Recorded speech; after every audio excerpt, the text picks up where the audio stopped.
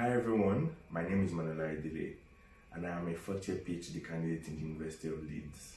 Today I'll be discussing the steps in applying for a PhD. If this is your first time of watching a video on my channel, please like and subscribe to my channel. Typically I'll be speaking about anything that's to do with a PhD and sometimes I'll deviate into tech and businesses in general. So today I'll be discussing the steps in applying for a PhD. If you are still hesitant on deciding if you should do a PhD, you can watch my previous video where I have discussed why you should do a PhD. And also in another video, I have discussed I've discussed the requirements in doing a PhD. So what the school wants from you. So I'm assuming that by watching this video, you've decided you want to do a PhD, you know requirements. I gave requirements for doing a PhD in the UK, but you should also check some schools' websites and see if this aligns with what I have said. It should align, but you should just check. But if you're also applying in other countries such as the US, it's totally different, but it's quite similar in terms of the requirements they want from you. So we've assumed that you have all of this. So now, what are the steps in applying?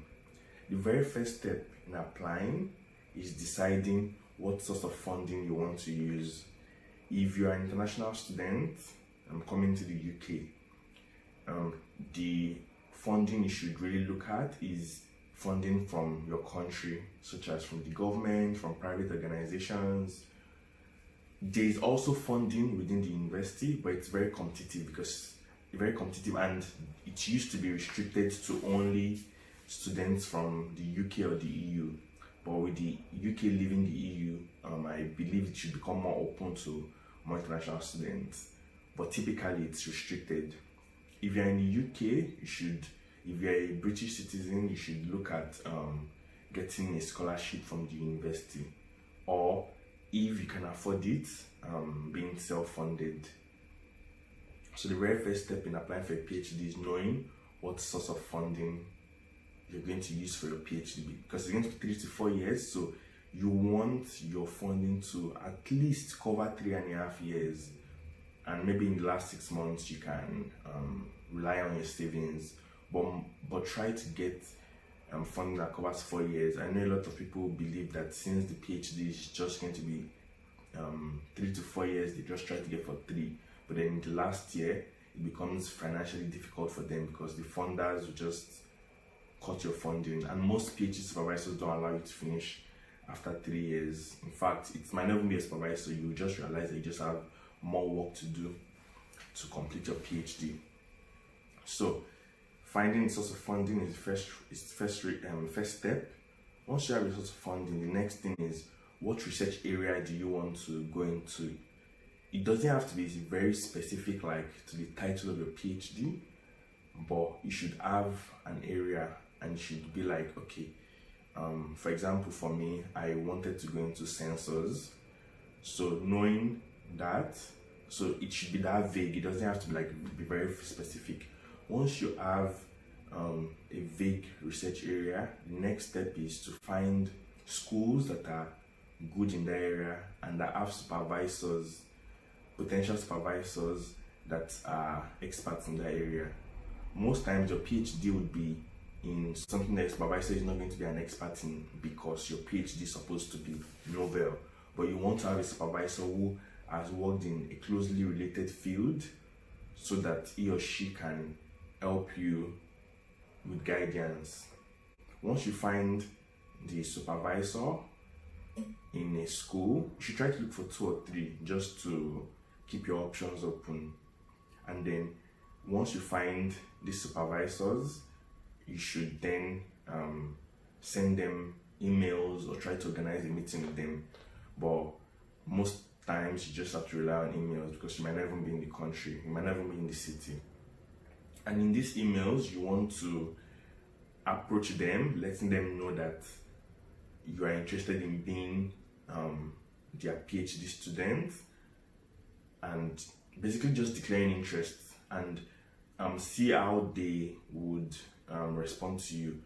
Sometimes, if they are looking for students, they would actually try to ask for your CV, ask if you've had any research papers, etc. But most times they would just say yes or no if they are looking for interested candidates.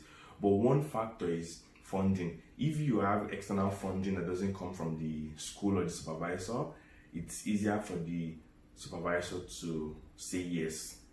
But if the funding is going to come from the supervisor or the school, it becomes extremely competitive, and then there's a whole other process.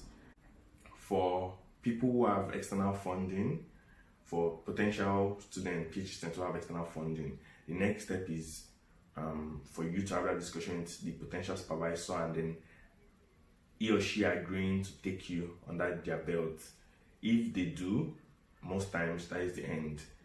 They tell you to write. The next step is to write a research proposal after that. So when I mean that is the end, I mean that is the end that is the end, because if a potential supervisor already agrees to take you in, every other thing is more like a formality. So the next step is the research proposal. If you don't have external funding and funding is coming from the supervisor or the school, your research proposal becomes extremely important, because it is what differentiates you apart from your resume. It is what differentiates you from other potential candidates. So research proposal is, depending on your program, might be from 500 words to 2,000 words, especially in the UK. In the US, I've heard that it is a bit longer, but in the UK it's very short. Most times your research proposal is not going to be what you're actually going to work on. It's just for the supervisors and the committee to see that you actually know what you're speaking about, you know what you're doing, you know from the short research proposal, they can see that you know what it takes to do research. If that research proposal is accepted, especially if you don't have external funding, then the next stage is an interview. But if you have external funding and your research proposal is accepted, you're going to be given admission to do your PhD. But then for people that need funding from the university or from the supervisor, there's going to be an interview, and that interview process is specific to the school or the supervisor. So basically, to recap on what we've discussed, the first step is knowing your source of funding. The second step is knowing the area of vaguely the area of research you want to go into. The third step is finding a supervisor and a school. Finding a supervisor and a school, and the supervisor has to be in a closely related area to the research that you want to do. And then 4, communicating with the supervisor. Then the 5th step, writing a research proposal. And hopefully, the last step would be you receiving your admission offer. Once again, Emmanuel Ayodele.